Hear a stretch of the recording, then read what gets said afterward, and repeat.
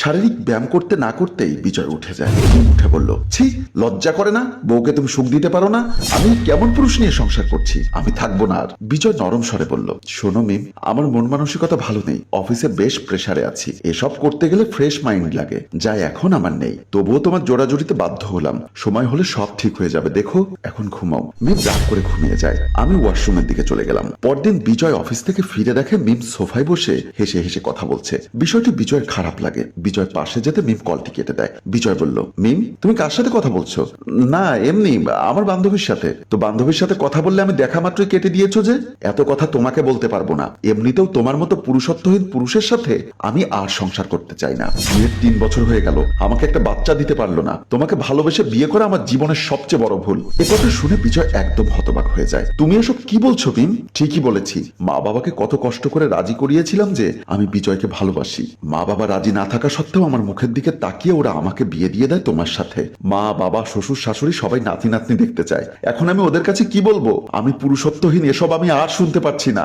আমি মুক্তি চাই, আমি আর তোমার সাথে সংসার করতে চাই না, আমি ডিভোর্স চাই। এসব কি বলছো তুমি পাগলের মতো? হ্যাঁ, আমি ডিভোর্স চাই। আমি আকাশকে ভালোবাসি। আকাশের সাথে আমি 2 মাস হলো রিলেশনে গিয়েছি। তোমাকে ডিভোর্স দিয়ে আমি আকাশকে বিয়ে করব। বাহ মিস, বাহ, আমাকে ডিভোর্স দিতে চাইছো? তারপর 2 মাস হলো রিলেশনে গিয়েছো, স্বামী রেখে পরকিয়া শুরু করলে। তুমি যেহেতু ডিভোর্স চাইছো, তবে তাই হোক, কোনো বেঈমানের সাথে আমি সংসার করতে চাই না। আর হ্যাঁ, আমি কোনো পুরুষত্বহীন না। সেদিন আমরা যখন ডাক্তারের কাছে গিয়েছিলাম, তোমার মনে আছে?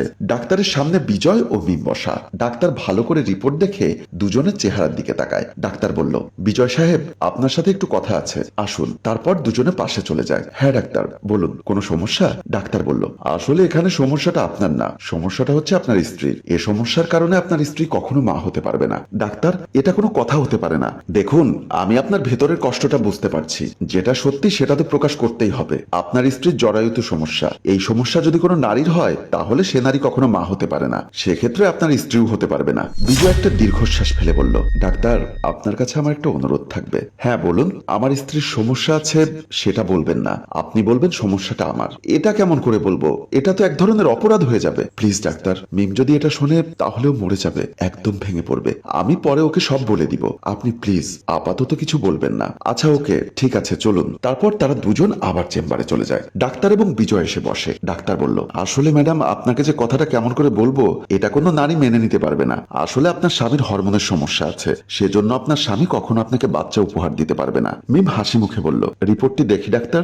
বিজয় বলল, রিপোর্ট আমার কাছে আছে, বাড়িতে গিয়ে দেখতে পাবে। আচ্ছা ওকে, ঠিক আছে। ডাক্তার বলল, এতে আপনার কোনো সমস্যা নেই? মিম বলল, না, তাতে আমার কোনো সমস্যা নেই। আমার মানুষটা তো আমার কাছে থাকবে, বাচ্চা না হয় দত্তক নিব। বিজয় মিমের কথা শুনে বেশ খুশি হয়। বিজয় বলল, ঠিক আছে ডাক্তার, তাহলে আসি। তারা দুজন সেখান থেকে চলে আসে। আসলে সমস্যাটা তোমার, আর সেটা তোমার জরায়ুতে, যার কারণে তুমি কখনো মা হতে পারবে না। আর তুমি সেদিন রিপোর্ট দেখতে চেয়েছিলে না, তুমি কষ্ট পাবে বলে আমি দেখাইনি। আর তুমি ভেবে নিলে সমস্যাটা আমার। তুমি ঠিক সিদ্ধান্ত নিয়েছো, তোমাকে ডিভোর্স দেওয়া উচিত।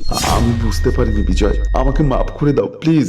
আর আমি আকাশকে কখনো ভালোবাসতে চাইনি। ও আমাকে কিভাবে যেন প্রেমের ফাঁদে ফেলে দিয়েছে। আমাকে মাফ করে দাও বিজয়, প্লিজ। তুমি আর একটা কথাও বলবা না মিম। তুমি এখন এই মুহূর্তে এই বাসা থেকে বের হয়ে যাবে। তোমার ডিভোর্স লেটার তুমি সময় মতো পেয়ে যাবে। আর হ্যাঁ, না জেনে ভুল করলে ক্ষমা করা যায়, কিন্তু যে মেয়ে স্বামী রেখে পরকিয়া করে, বিশ্বাসঘাতকতা করে থাকে, তাকে ক্ষমা করতে পারলেও আর যাই হোক, তাকে নিয়ে সংসার করা যায় না। আমাদের সম্পর্ক আজ থেকে শেষ, বের হয়ে যাও। মিমকে বের করে দেয়। আর এখানেই একজন বীর পুরুষের পুরুষত্ব দেখিয়ে আমাদের গল্প শেষ হয়। সম্মানিত ভিউয়ার্স, এরকম মেয়েদের সাথে কি সংসার করা যায় যার এতটুকু ধৈর্য ও বিশ্বাস নেই? সৃষ্টিকর্তা প্রত্যেক মেয়েকে বোঝার জ্ঞান দান করুন। গল্পটির ভাবনায় ও পরিচালনায় হাশেম রাজু, প্রযোজনায় FA নয়ন চৌধুরী। গল্পটি ভালো লাগলে লাইক, কমেন্ট ও শেয়ার করে অন্যকে দেখার সুযোগ করে দিন। ধন্যবাদ।